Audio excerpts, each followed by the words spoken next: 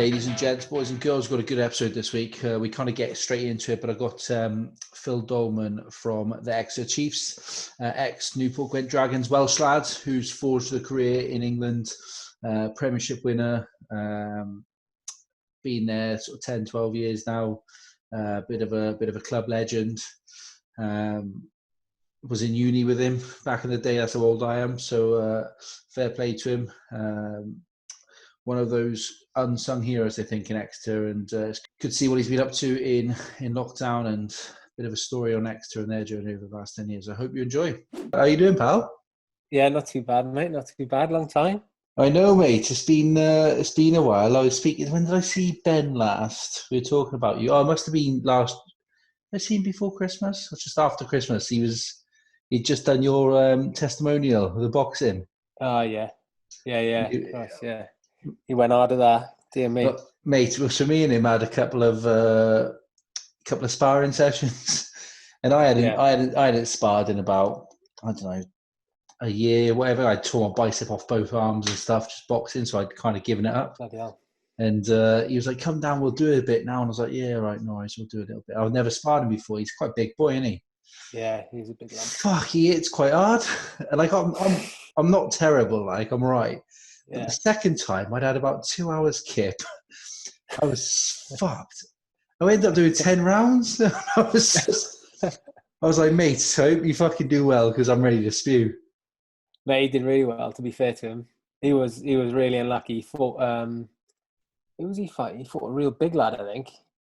Yeah, he did. Really, really big fella. And I thought he had it, but they gave it the other fella. He was a better boxer than the other fella, but like you could see that he was doing a bit of damage, the big boy. When he caught him. He said he was fighting. Is it Tom Johnson originally? Yeah, that's what we were winding him up, see? That he was going to fight Johnson. So I was like, he's a fucking lump. He is a lump, pal. You don't want to get in there. Mate, Johnson fought against some other lad on the card. And he literally walked out like Ivan Drago. Johnson did. He struck literally absolutely not an inch of fat on him, and it was a machine. And we were winding up Ben for a while that he was going to be fighting Johnson. Oh, it'd have been a good fight. That it would have been a good fight because Johnson, was strength and fitness. But Ben had a bit of decent technique about him and stuff. Yeah, Ben's decent, to be fair. He's quite a tough bloke as well, isn't he? Yeah, he loves it, mate. Grown up with him, Christ. What's a few scraps. Hey, we'll get into all that now. What's I don't even know. I think this be episode 30, 31. So we'll be out in a couple of weeks. So what's lockdown been like for you, pal? What are you drinking there? Got a coffee, have you? Yeah. I got I have a beer every one, mate. It's a little tiny rebel. Tiny rebel key lime. Yeah, key lovely, lime lager. Lovely. Yeah, my man loves a tiny rebel. Oh, does he? When you're up next, let me know and we'll I'll sort something out for him. Pick some lovely. up. What have you got? Unfortunately, I got a bit of training tomorrow, so I'm on a bit of a coffee just before. Well, thanks for coming on, mate. Appreciate that.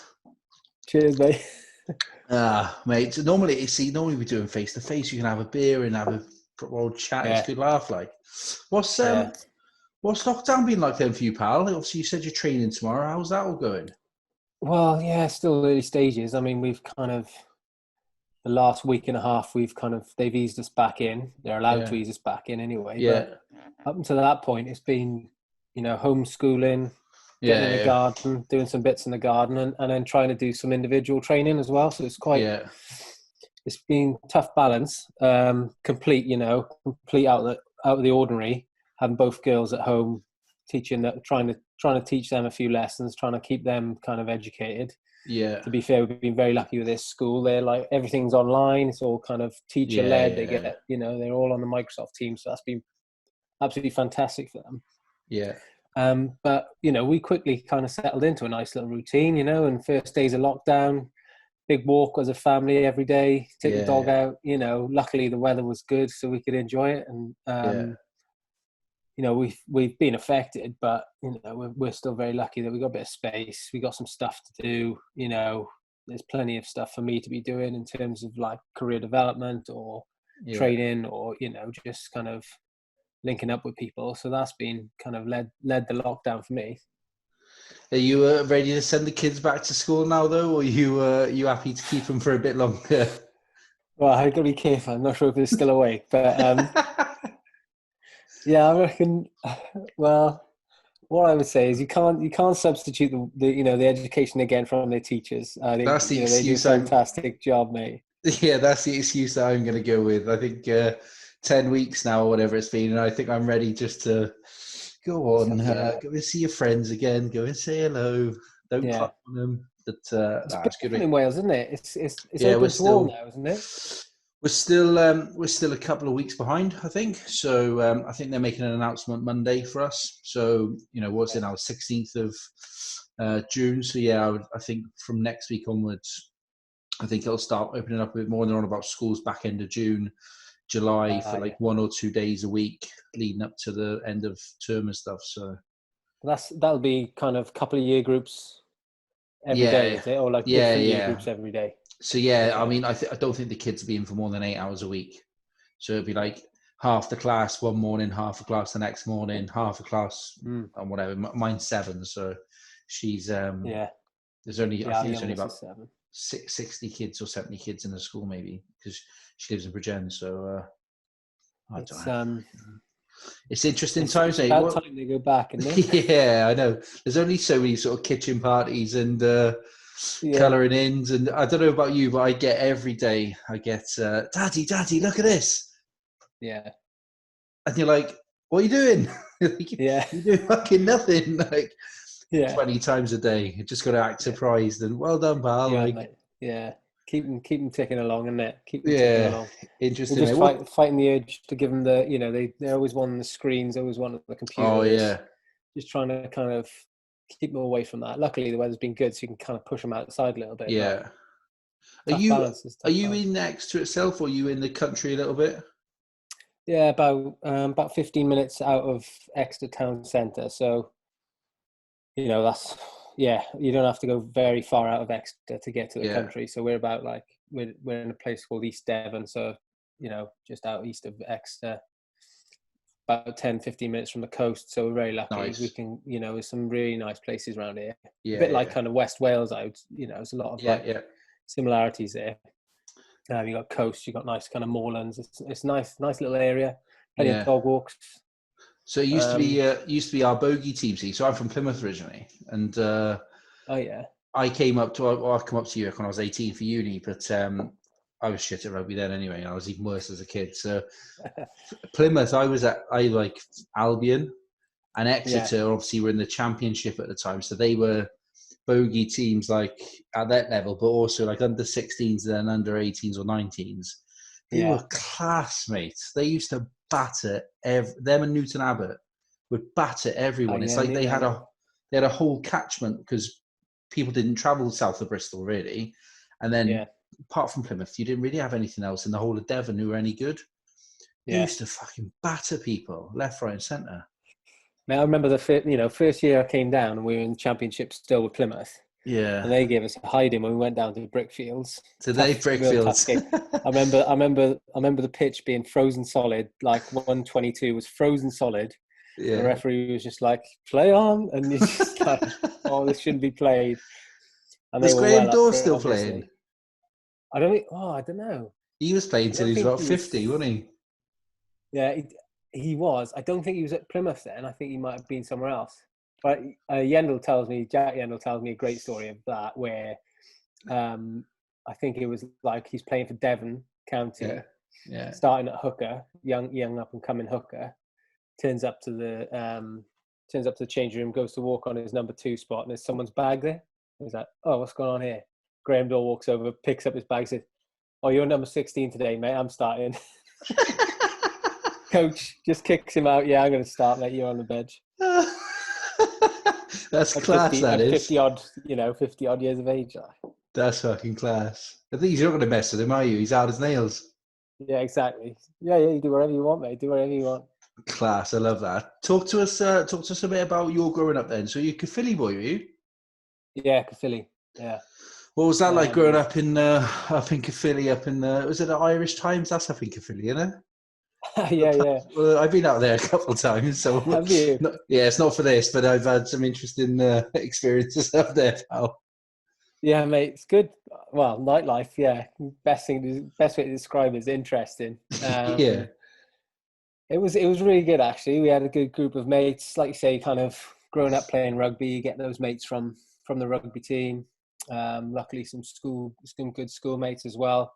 Parents, they spoiled us as me and my brother as kids. We never really wanted. We were always into sport, always out and around. Really lucky, kind of. We're growing up in that era where you can go out on your bike, go out and miles away from the house, and mum and dad, didn't have to worry about us. We could kind of look after ourselves a little bit, which you have to learn to do quite quickly in Philly. Yeah.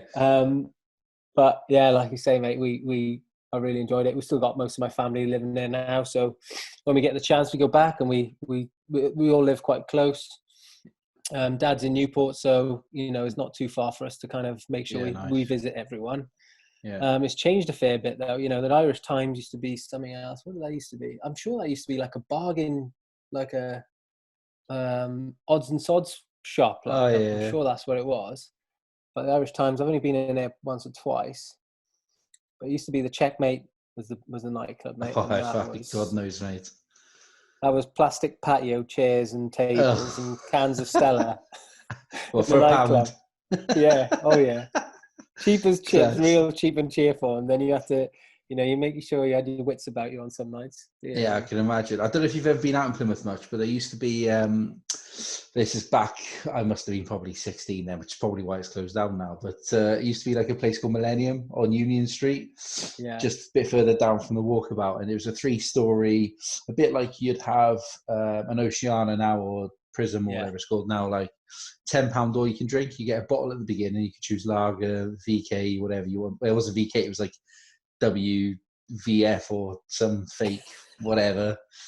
Yeah. And if you lost your bottle, you had to pay another tenner. But if you didn't, you just swap them at the bar all night. And nice.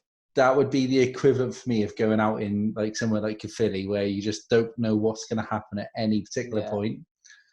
Full of girls, full of roiders, full of all sorts of other stuff. And you could have a laugh, but you look at someone the wrong way and you could lose your nose as well. Yeah, I mean, Cork, it's because Philly's kind of like the bottom of 3 different valleys, and it kind of all congregates. Not that Caerphilly was the big night out for everyone, but like, people used to come from different valleys, from like Singene, from up at like Nelson or something like that. They'd come down. And I remember taking Gav Dacey out in Caerphilly once with a few of us, and he basically, they found out he wasn't from Caerphilly, so they wanted to fight him. So that was about the theme of the night. It was kind of just avoiding getting into scraps because he was from a different town. It's just it's mad, isn't it? Strange setup. You and Dacey were like you're like brothers in uni, I remember. Yeah, we were, mate. Did you have a mullet back then, or did he have a mullet? I think we probably both had a mullet at some point. Yeah, I remember straight hair. Yeah, Gav definitely had straightened his hair. Yeah. I had a mullet. Yeah, Christ, I enjoyed that while I had hair. I was really enjoying it. I was going back and rating off now. Yeah, I think I even had like a red dyed patch at the back, and it kind of went on a different angle. But that's what it's all about. Class. Growing up, mate. Love that. Class. I watched must be you versus Leinster for the Dragons. Don't know what year it was, but you set up. I think you set up Wayne Evans, and you scored another, and you look like you got a little bit of a tail going on there. A little bit of a tail, mate. Spice, the fringe pounds around the middle as well. The fringe hadn't moved the whole run, and the mullet was flapping in the wind like. That's what it's all about. It's suntan and weights and hair in Wales, wasn't it? Class, tits and tan, like. What was do you play much semi-pro rugby before you got through with the Dragons?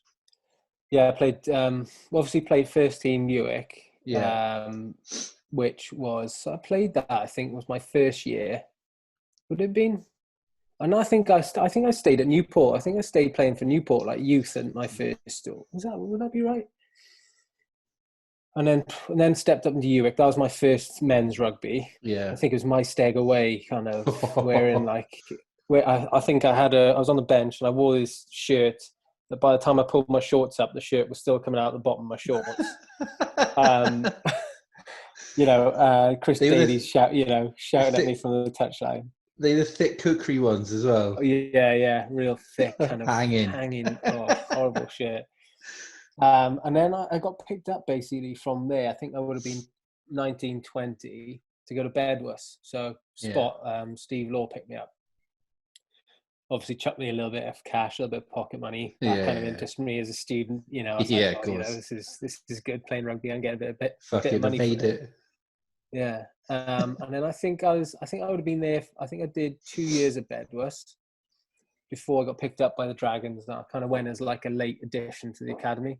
Yeah. So I think I was about 20. I think when I joined 1920. No, I'd have been 20 when I joined the academy. Yeah. And then I think made my first game for the Dragons about 21, 22.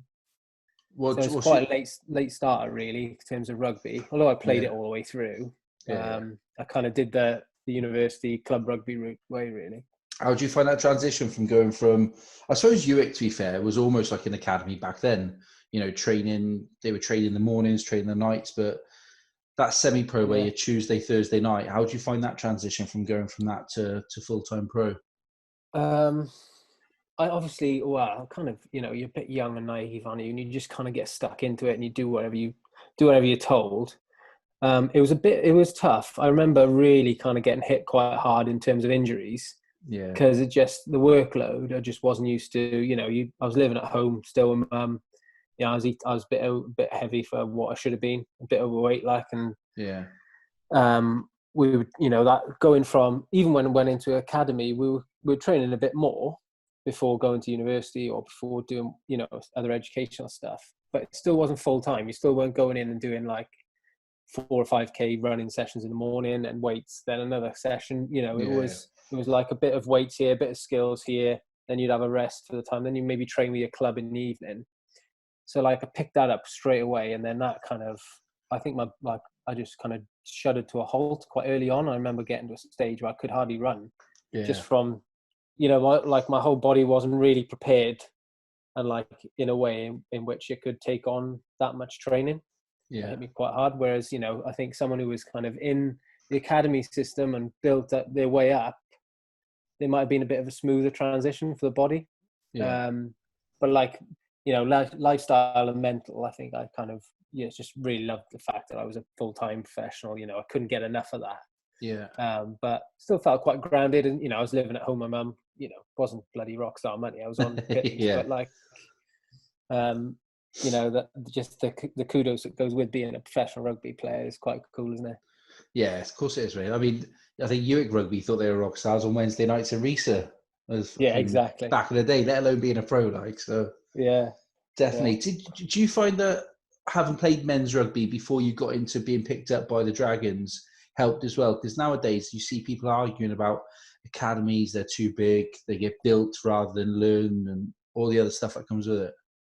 Yeah, massively huge. I can't really say what it would be like as a youngster just coming through and playing professional sports straight away against fully grown men. But for me, it kind of just, it helps you deal with the hits because it is a physical game. And then you're going to get a percentage. I know the pace might not be the same, the quality might not be the same, but you're going to get used to getting hit. Yeah. And that's something that you need to just get used to quite quickly. Because when you're young, certainly now I feel like as I've aged, you kind of go away from that kind of where you're just a bit more reckless, aren't you, when you're young? Yeah. And I think, if you go straight into a professional environment and just reckless with your body and reckless with the way you play, you ain't going to last very long. And you've got to be lucky that someone thinks enough value of you to keep you. And, if you keep getting injured, then you're going to struggle. But I think that, just being able to deal with those hits, deal with the fact that you're playing with people who are 10 years older than you, a lot more physically developed than you. Yeah. You just need to experience that. I think that somewhere like Exeter, we've got quite a big academy base, but then we've also got access to Plymouth, we've got access to Taunton, the Pirates, all kind of very good level men's rugby. So those younger guys, I know the likes of the the big guys that have come through the academy at the Chiefs, the likes of Jack Noel, Henry Slade, Dave Ewers, Cowan Dickey, they all did their stint. You know, they played for Plymouth Pirates for at least a year, maybe two, before they broke through. And I think without that, you probably wouldn't break through. You know, I think you'd struggle to. Yeah, you got to show yourself amongst men, really, haven't you? Is it a tougher league at Championship when you drop down? Is it just more physical and a bit more attritional? What, than the Premiership? Yeah, like, is it? What's the difference? Like, I can imagine it's maybe not. You know, is the skill set as good? Is the physicality as much, or is it more? Is it less? Is it faster, slower? I'd say, well, from my experience, I think it looks a little bit slower, but I think you've got that real mix. I mean, you've got some obviously high quality young players coming up and through, but then you'll mix in that kind of rugged, hard natured blokes who have been in the Championship or in the lower leagues for 10 years, you know, and know their way around a rugby pitch, and they know how to kind of get the job done. You know, when you kind of compare it to the Championship now in Wales, is it? Yeah, The Championship. You got the Prem Championship, then Yeah. So the Prem, yes, you know, it's kind of like, well, what I would look at it. So when Neath were doing really well, it was a bit like they were kind of almost on the cusp of that professional environment, aren't they? And there's quite a few of those clubs which are very close to making that step up. And they'll have a mix of those real good young players who can turn it on, but then you've got to have that bit of experienced kind of physicality about your side to do well. 30+ old heads who just know what they're doing in the scrums and all that stuff. Yeah. I mean, well, you know, it's a long time ago now. I think rugby's changed, but when we came up through the Championship, we played like 10-man rugby most of the time. You know, the pack 9 and 10, just running the show. I think I played 13 in fullback that year, and I probably scored about 3 tries. You know, and we were the side that got promoted. It was strange, you know. It's just, I know rugby's changed, but you can kind of get away with that probably still a little bit more. You if you're organised defensively, you got a decent pack. You're going a long way to kind of winning the league. Yeah, of course. Talk to me about that. How you came to Exeter, and obviously local boy at the Dragons, there for a couple of years. What happened there with, I know, you know, funding and money and other stuff? Kind of what happened?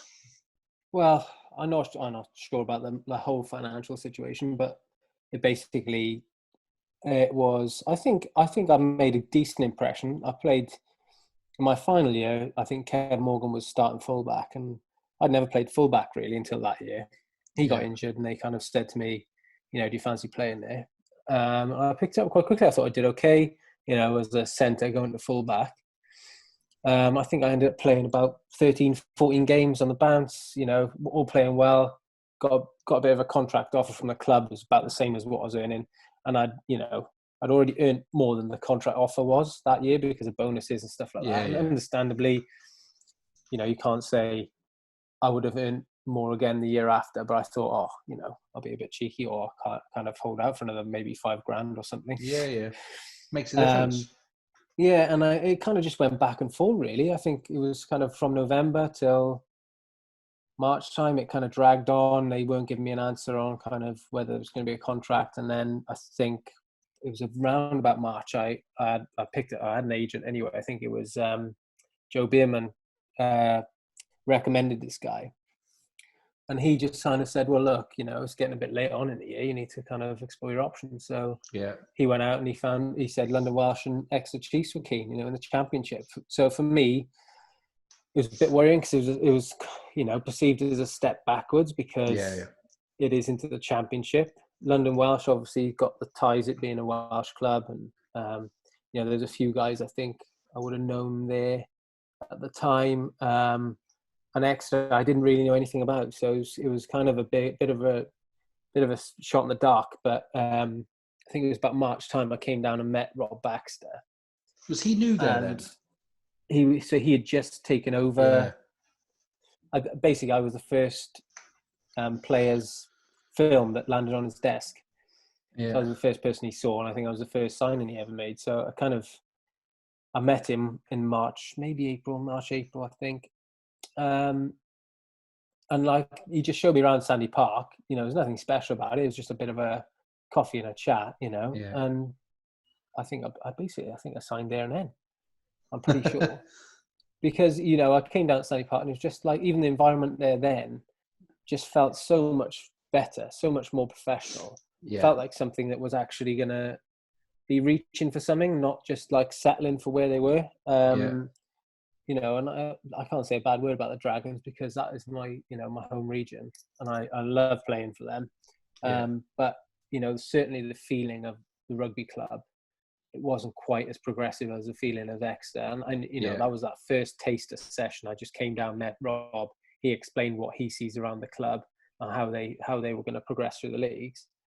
And there was no chat of that really in Newport. And it kind of felt like, right, well, if I'm going to try and go somewhere, you know, to be fair, there was no contract for me at Dragons at that stage. I was kind of like, this seems like a good fit for me. They'd come second a couple of times, I think. Before that, hadn't they? Lost to the Leeds or Northampton or whatever, and then obviously that first year for you, did you get promoted that year? Yeah. What's So the boys. No, yeah, it was good, mate. It was a good year, hell of a year. We enjoyed ourselves anyway. I think there was like some of the boys who played before me, who were there the year before, kind of talked about. They talked about I can't remember who it was. Who did they play? Was it Doncaster or something like that? They played Doncaster, and it was kind of a head-to-head, and basically heads rolled after that. So the year before, there was like a cup and league match all rolled into one. Yeah. So they lost the cup and the league in one match. Basically, the head coach got sacked after that. A lot of players got cold. Was that because of the foot and mouth or something like that? And they lost a load of games, so they had to combine them. I'm not sure why. I literally don't know why, but there was a combined game. Yeah. And it led to, you know, quite a lot of change in the club. And you know, that year was, like I said, you know, we played a lot of 10-man rugby. Yeah. You know, there's some tasty pitches, some tasty weather conditions. You know, it's not. Pitches have changed massively since then, and you're able to play a more expansive game now. But we had a basic game plan. Rob was head coach. You know, he was a forward. He led the way. Like he you know, we all kind of just fell in line and followed him all the way. So it was hell of a year. We kind of, it's been 10 years actually.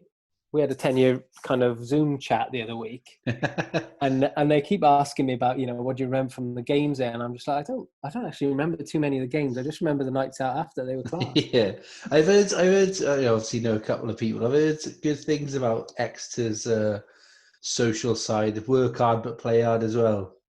Yeah, I think that's, you know, it's been tweaked over the years, especially the last kind of 5-6 years where we've kind of started to push towards the top. But those early years, you know, we burn at both ends. We, like you say, we work really hard.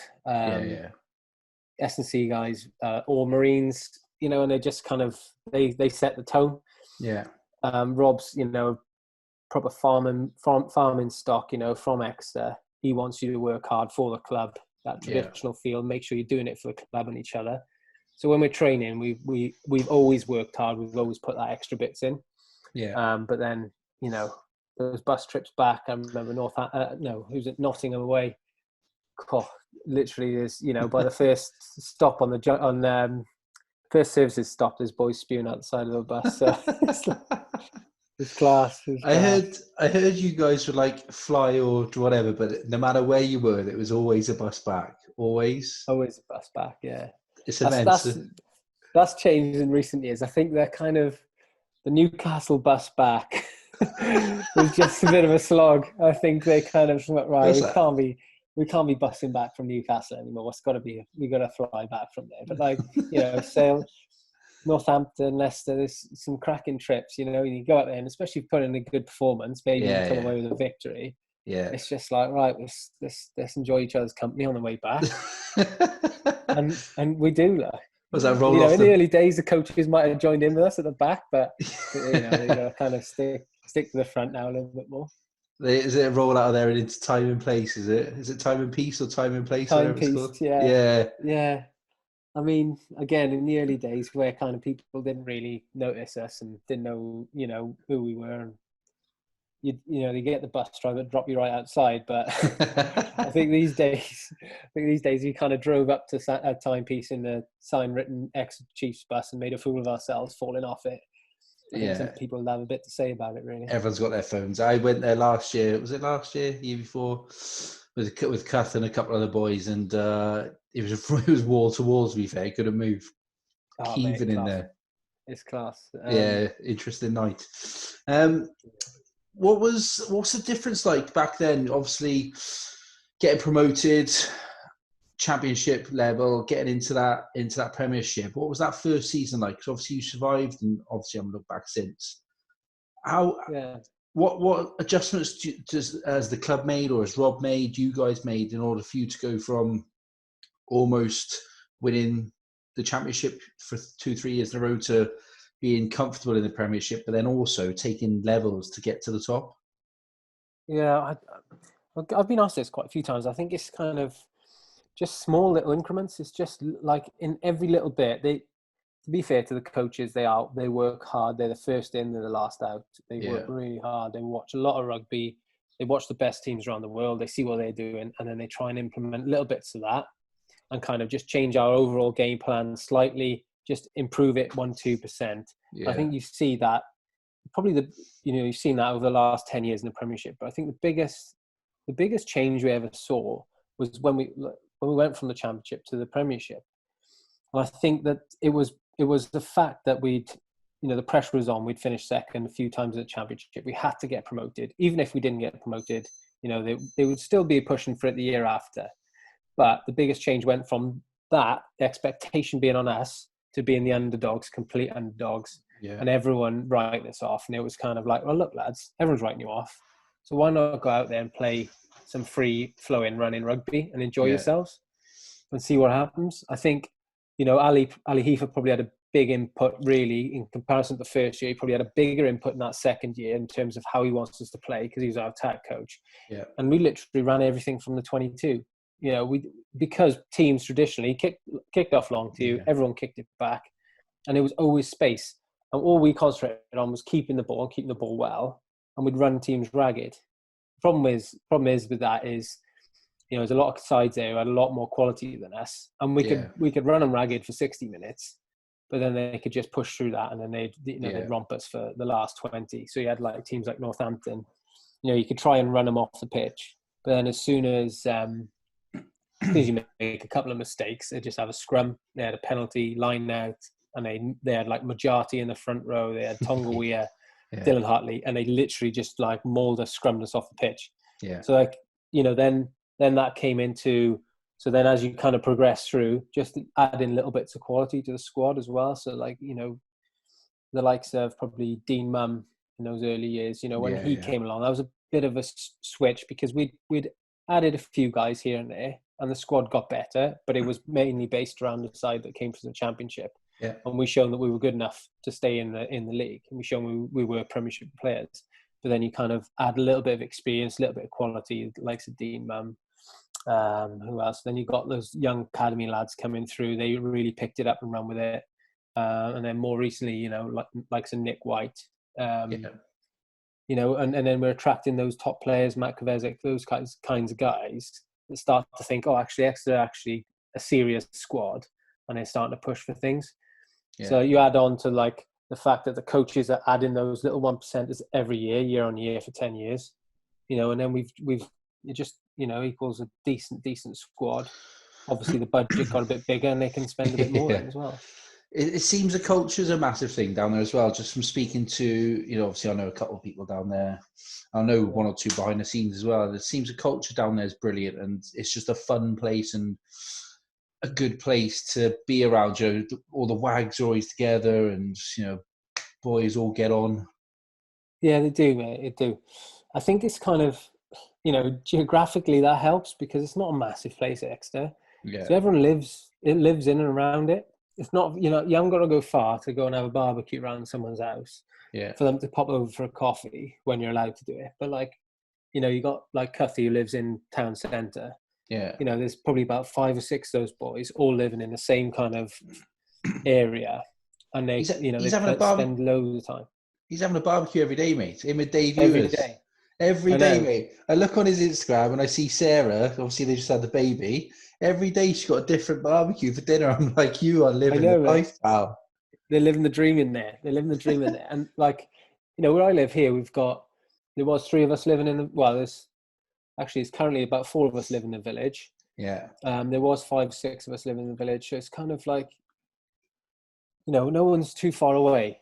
So everyone kind of, when it is a social situation, everyone's there and you're expected to be there, to be fair. It is something that everyone kind of cherishes, to be part of that squad and to input into those social situations. Yeah.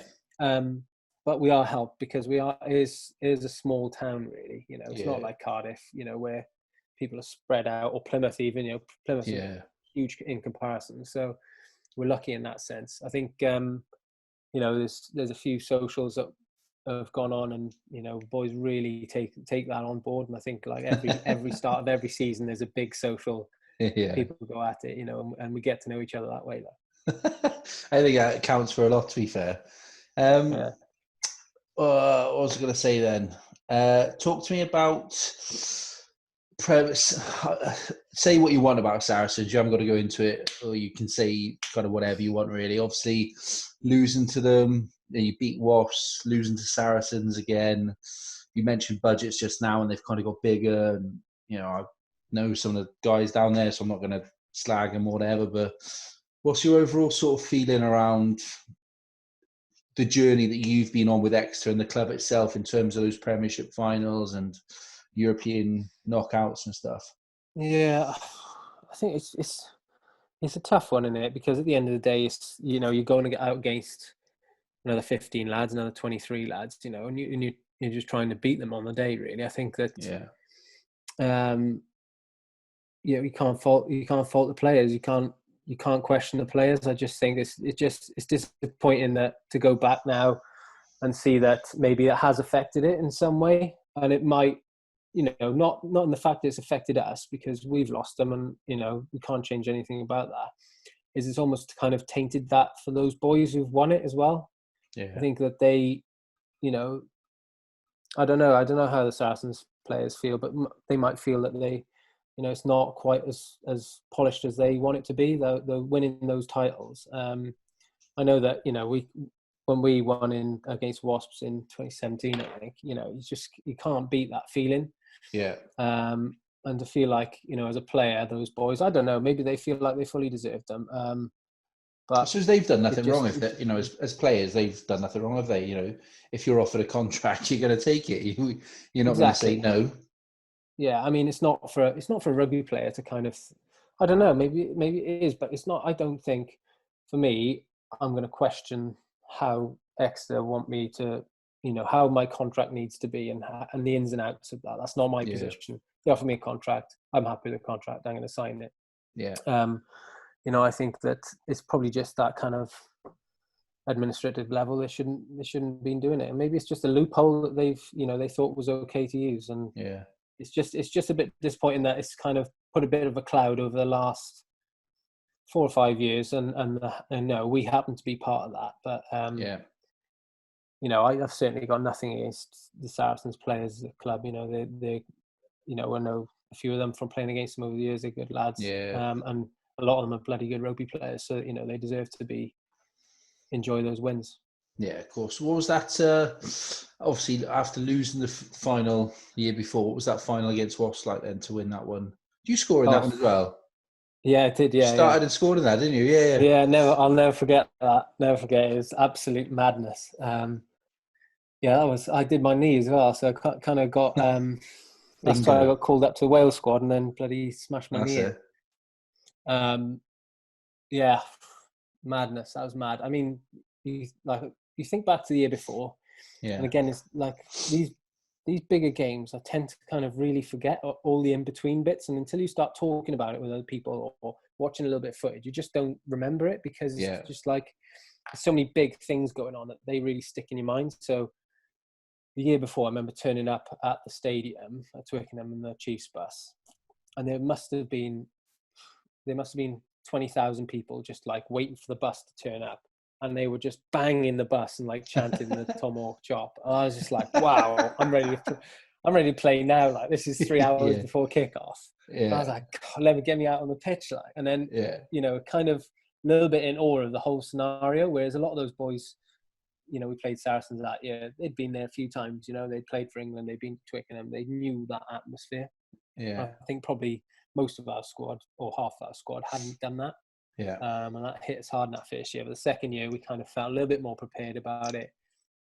You know, we felt like we had Wasp's number as well throughout the years. We felt like we can beat them physically. And it gave us a lot of confidence going in. I always kind of, you know, if we'd lost that game, we'd have been robbed. There's no way we should have lost it. But Nathan Hughes, like, to be fair to him, kept them in the game. He played an absolute stormer. And they, you know, a good side they kept in the game. But to score and for us to win, even though I was on crutches by the end of it, was just absolutely class. But it was one of those occasions where I couldn't really enjoy the after-match functions because I was kind of waiting on my knee to whether or not it was going to be serious enough to rule me out. Yeah. Or whether it was kind of still a chance of going on tour. I should have just gone for it anyway because it ruled me out.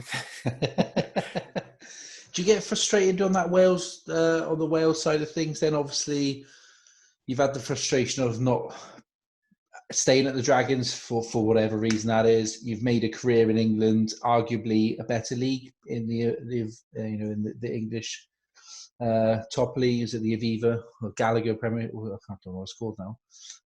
It's Gallagher now, isn't it? Yeah, Gallagher. And then it's just like another frustration almost. Just, you know, I remember seeing, you know, on social media, for Twitter, for whatever it's fucking worth, you know, calls for you to get called up and you kept not getting called up, and then when you finally do get injured, what do you think about? How does it make you feel? I suppose. What's your thoughts on that whole Wales setup and winning Premiership finals but can't make a Wales squad? Yeah, a bit disappointing. I think it's tough. I mean, I always think if I was playing in England, if I was playing in Wales and playing as well and as consistent as I was, then I'd like to think I would have got a cap. But saying that, at the same time, you know, there's been some bloody good rugby players playing for Wales over the last 10 years while I've been playing. You know, so it's not an easy place to be just forcing yourself into. Yeah. But I, on the other hand, I do feel like I feel frustrated that I missed out on kind of testing myself at that level because, you know, I was confident that I could have probably done it and confident that, you know, maybe that would maybe even better player or you know, maybe I wouldn't have been able to keep up with it, but I definitely wanted to test myself at that and kind of felt like, especially at that stage, that I was worthy of it. And it's just disappointing not to kind of have that go at it. It's probably the main thing. I think, you know, injury is just the injury, isn't it? That's what rugby is. You just get injured. It's just unfortunate it was at that time. It's just, it could have been worse. It could have finished my career. It could be, you know, anything could be a lot worse than that. So I haven't got any regrets about not playing for Wales. I'm just disappointed that I didn't get the opportunity to test myself at, you know, international standards. Was there other dialogue around other training camps or Six Nations or summer autumns where they were looking at you and talking to you, but just didn't quite make the cut, or was it that was the only time? And I think there was unfortunately injured out. There was one more time. I think they got in touch with the club about me. Which was probably a year or two earlier.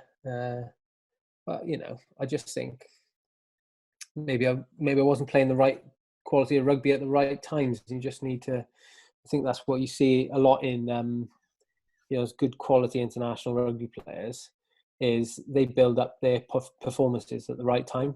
Yeah. And maybe I kind of just didn't do that, just kind of going game to game, week to week, and I think they probably have a little bit more of an overall look at the season and go, right, this is when I need to be really hitting my straps. And you see them, you know, making that change in their performance, and maybe I kind of didn't make that big step in performances. Like you talk about playing big games in Europe, that's when you really stand out. And I was joke around with Jack now, you know, he kind of, when Europe comes around and home games, that's all he plays. You know, we got to go away to Newcastle or, you know, London Irish. Where is he then? But, you know, those boys, they time it right. And they hit the straps when they need to. Yeah. And obviously didn't do that. No, that's fair. Well, you've spoken a couple of times, you know, just wasn't meant to be, or just wasn't the right time. How do you, that mindset, I suppose, from, immense highs, winning, leagues, finals, but also, setbacks and some of the lows, losing finals, injury. How do you keep your mindset so, positive, and are you positive all the time? Do you go through dark days? How do you keep yourself motivated to get through to the next goal, or whatever that is? I think it's just kind of just keeping a bit of a level head, really. I'm quite lucky that we've got plenty of family around us. We've got plenty of people to bounce ideas, problems off. We just talk about it. And I think, it's part and parcel of rugby. And I think I've grown up with those disappointments.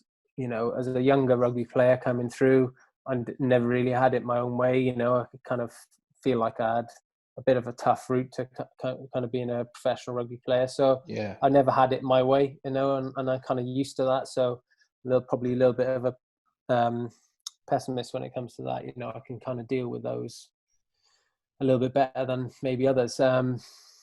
Again, I don't know, maybe after rugby I might get hit a bit mentally harder than during rugby, because you are chasing those constant goals, you are chasing those constant targets.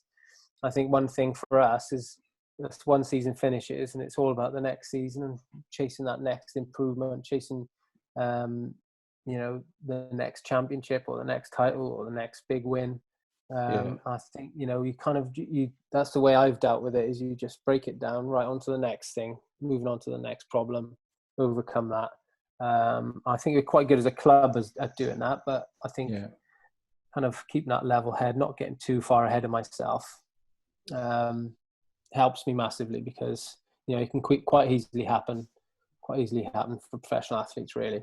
Yeah, of course. And what do you do away from rugby? What's the downtime? Obviously, you got the kids and family and all that, but what do you like to do away from playing? I'd love to play more golf. I think everyone would. Yeah, it's just whether I'm allowed to. No, there's loads of stuff down here. We go out paddleboarding a lot. We get to the sea quite a lot. Yeah. Golf, walking the dog. I coach as well, so I'm level 3 coach. I do Sidmouth Rugby Club. Oh yeah, so I coach there. Yeah. So that that gives me a bit of a different aspect on it as well. I think kind of that bit more of a community rugby, a bit more of enjoyment. Boys are there just because it's their hobby and they enjoy doing it. And I enjoy that environment, as well as being like, going back to a professional environment, but then coming in with the lads, still getting that bit of teamship, and that kind of takes my focus away a little bit. Spending time with the kids, taking the dog for walks, just pretty down to earth standard stuff, really. Nothing too rock star. Gone are those days, mate. Yeah. What's the future for you, pal? Obviously, you look as young as you did 10 years ago, mate. But is the body feeling fit? Yeah, I think I'm starting to in my beard. Was the body feeling fit? A couple more years.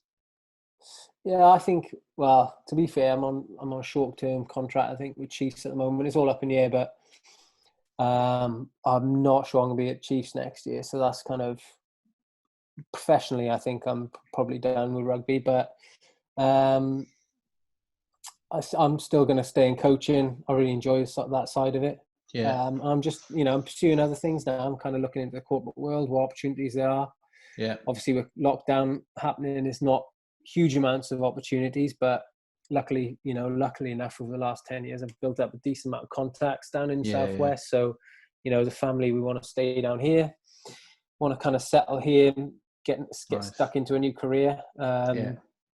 Luckily, we've been involved with this, the last few years, we've been involved in a cider maker. We made our own cider called the Rib Ticklers. Nice, Rib Tickler. Class. So we've been keeping busy with that. There's a few of us involved in that, raising money for charities and stuff like that. So it's there's plenty to do down here. Yeah. It's just I'm waiting for it to kind of go back to a bit of normal. But hopefully we can finish this season, because we're still looking to restart this. Yeah, of course. And get that done and dusted, and then hopefully move on from there. Class, mate. Hey, look, I appreciate your time. I know, obviously, taking up a bit of your time there. Hopefully, we get to see you back out on the pitch sometime soon, mate. Watch the rest of the rest of the season. Hopefully, finish with if it is your last season, we can finish with another medal, mate, and a couple of was it rib ticklers? They sound nice. I like a good side. I love it. I love a good side. A Cornish Rattler's the one, pal. Oh, strong stuff that is, mate. It's strong stuff. Cornish Rattler, and it has been known like a Stowford all day has not ended well as well. No, mate. I think all day on the side is a tough one for the next day, isn't it? But yeah, they're good. They're good. Some good ciders down in Devon, mate. I'm definitely kind of a Devon cider drinker now. I've become a bit more demand. I love it. Hey, mate, I miss it. I do. I drink normally. I mean, I like these to be fair, but I would have a cider normally if I'm out and about, especially on an all day. Yeah, 100%, mate. Yeah. Hey, look, I really appreciate your time. Hopefully, if the season gets back up and running, I can get down for a game. We can actually have a beer, and we'll get Ben down as well, and have a couple of sherbets, mate. Take care. Really appreciate you coming on, pal, and hopefully catch up with you soon. All right. Cheers, mate. Cheers, Mikey. Take care, man. Ta-ra, mate. Catch you soon. Ta-ra.